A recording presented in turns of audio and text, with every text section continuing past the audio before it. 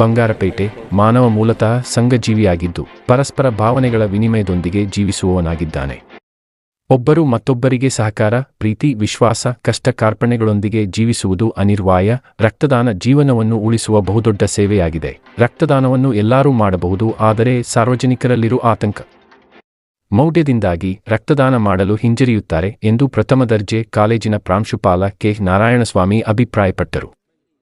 ಪಟ್ಟಣದ ಹೊರವಲಯದ ಕೆಸರನಹಳ್ಳಿ ಗ್ರಾಮದ ಮಾಸ್ ಡಿಜಿಟಲ್ ಶಾಲೆಯ ಆವರಣದಲ್ಲಿ ಸೂರ್ಯ ತೇಜ ಫೌಂಡೇಶನ್ ಹಾಗೂ ಆರ್.ಎಲ್. ಜಾಲಪ್ಪ ವೈದ್ಯಕೀಯ ಸಂಶೋಧನಾ ರಕ್ತನಿಧಿ ಕೇಂದ್ರ ಸಹಯೋಗದಲ್ಲಿ ಆಯೋಜಿಸಲಾಗಿದ್ದ ರಕ್ತದಾನ ಶಿಬಿರದಲ್ಲಿ ಭಾಗವಹಿಸಿ ಮಾತನಾಡಿದ ಅವರು, ಜೀವ ಮತ್ತು ಜೀವನ ಒಂದಕ್ಕೂ ಅದು ಪೂರಕ ಸಂವಾದವನ್ನು ಹೊಂದಿದೆ.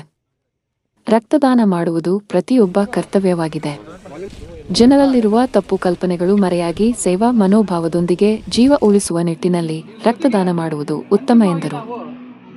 ಈ ಸಂದರ್ಭದಲ್ಲಿ ಸೂರ್ಯ ತೇಜ ಫೌಂಡೇಶನ್ನ ಸಂಸ್ಥಾಪಕ ಅಧ್ಯಕ್ಷ ವೆಂಕಟೇಶ್ ಬಾಬು, ಗ್ರಂಥಪಾಲಕ ಬಾಬು ಪ್ರಸಾದ್, ಬೆನಿಸನ್ ಫೌಂಡೇಶನ್ ಸಂಸ್ಥಾಪಕ ಅಧ್ಯಕ್ಷ ಡಾ. ರಾಜಡ್ಡಿ, ಪ್ರಧಾನ ಕಾರ್ಯದರ್ಶಿ ಎಂ. ರಾಮಕೃಷ್ಣಪ್ಪ, ಅಗ್ನಿಶಾಮಕ ದಳದ ಸತೀಶ್ ಕುಮಾರ್, ಸಹ ಸಂಘಟನಾ ಕಾರ್ಯದರ್ಶಿ ಶ್ರೀನಿವಾಸ್ ಎಂ ಮತ್ತು ಸಂಸ್ಥೆಯ ಪದಾಧಿಕಾರಿಗಳು ಉಪಸ್ಥಿತರಿದ್ದರು. ಜೀವ ಇದ್ದರೆ ಜೀವನ. ಅದಕ್ಕಾಗಿ ನಾವು ಎಷ್ಟೇ ನಾವು ಬೇರೆ ಬೇರೆ ರೀತಿಯಲ್ಲಿ ಪುಸ್ತಕ ದಾನ ಮಾಡ್ಬೋದು, ಪೆನ್ ದಾನ ಮಾಡ್ಬೋದು, ಆಹಾರ ದಾನ ಮಾಡ್ಬೋದು, ಬೇರೆ ಬೇರೆ ರೀತಿ ಏನೇನೇ ರೀತಿಯಲ್ಲಿ ನಾವು ದಾನ ಮಾಡ್ತೀವೋ, ಆದರೆ ಅದಕ್ಕಿಂತ ಶ್ರೇಷ್ಠವಾದ ದಾನ ಅಂದರೆ ರಕ್ತದಾನ.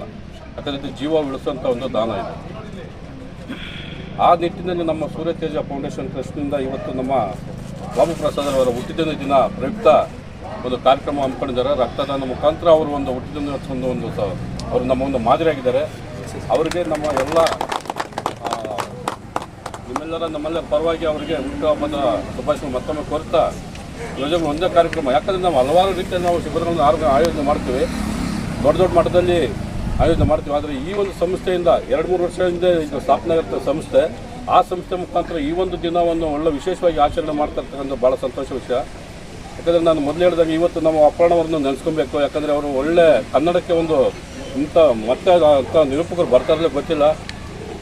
ಅವರು ಸಹ ಆಯೋಜನೆ ಮಾಡಿರ್ತಕ್ಕಂಥ ರೂವಾರಿಗಳಾಗ್ಬೋದು ಅಥವಾ ಅಂದರೆ ಬಹುಶಃ ನಾನು ನೋಡ್ದಂಗೆ ಸುಮಾರು ಯುವಕರೆಲ್ಲನೂ ನಾನು ಅದು ಮಾಡ್ತೀನಿ, ನಾನು ಇದು ಮಾಡ್ತೀನಿ ಅಂದ್ಬಿಟ್ಟು ಎಲ್ಲ ಬಂದಿದ್ದಾರೆ. ಸ್ಟಾರ್ಟಿಂಗೆಲ್ಲ ಅವರು ಹೆಜ್ಜೆ ಹೆಂಗಿರುತ್ತಂದರೆ ಒಳ್ಳೆ ಸುನಾಮಿ ಅಲೆಗಳು ಬಂದಂಗೆ ಬರ್ತಾರೆ ಫೀಲ್ಡ್ಗೆ. ಬಂದು ಕೆಲವೇ ದಿನಗಳಲ್ಲಿ ನಶಿಸಿ ಹೋಗ್ಬಿಡ್ತಾ ಇದ್ದಾರೆ. ನಮ್ಮ ಮಾಧ್ಯಮ ಸ್ನೇಹಿತರಾಗ್ಬೋದು, ಕೆಲವೊಂದು ಟ್ರಸ್ಟ್ಗಳಾಗ್ಬೋದು, ಫೌಂಡೇಶನ್ಸ್ ಆಗ್ಬೋದು, ಪ್ರತಿಯೊಂದು ಏನಂದರೆ ದಿನೇ ದಿನೇ ಬರ್ತಾ ಅವರು ಅದರಲ್ಲಿರ್ತಕ್ಕಂಥ ಉತ್ಸಾಹ ಕಡಿಮೆ ಆಗಿ ಕಾರ್ಯಕ್ರಮವನ್ನು ನಿಲ್ಲಿಸ್ಬಿಡ್ತಾರೆ. ಆದರೆ ನಾನು ಸ್ಟಾರ್ಟಿಂಗಲ್ಲಿ ನಮ್ಮ ಸ್ನೇಹಿತರೊಬ್ಬರು ಸಾರ್ ಈ ಥರ ಹಿಂಗೆ ಮಾಡ್ತಾಯಿದ್ವಿ ಸೂರ್ಯ ತೇಜ ಫೌಂಡೇಶನ್ ಅಂತ ಹೇಳಿದಾಗ ನನ್ನ ಒಲ್ಲದ ಮನಸ್ಸಿನಿಂದ ಸರ್ ಒಳ್ಳೆಯದಾಗಲಿ ಅಂತ ಹೇಳಿದೆ. ಬಟ್ ನನಗೆಲ್ಲ ಒಂದು ಕಡೆ ಮನಸ್ಸಲ್ಲಿ ಅನಿಸ್ತಾ ಇತ್ತು, ಇವರೆಲ್ಲ ಸೇರ್ತಾಯಿದ್ರೆ ಎಲ್ಲ ಯುವಕರು ಇದು ಒಂದಲ್ಲ ಒಂದು ದಿವಸ ಇದು ಕುಂಠಿತ ಆಗೋ ಲಕ್ಷಣ ಚಾನ್ಸಸ್ ಇರುತ್ತೇನೋ ಅಂತ.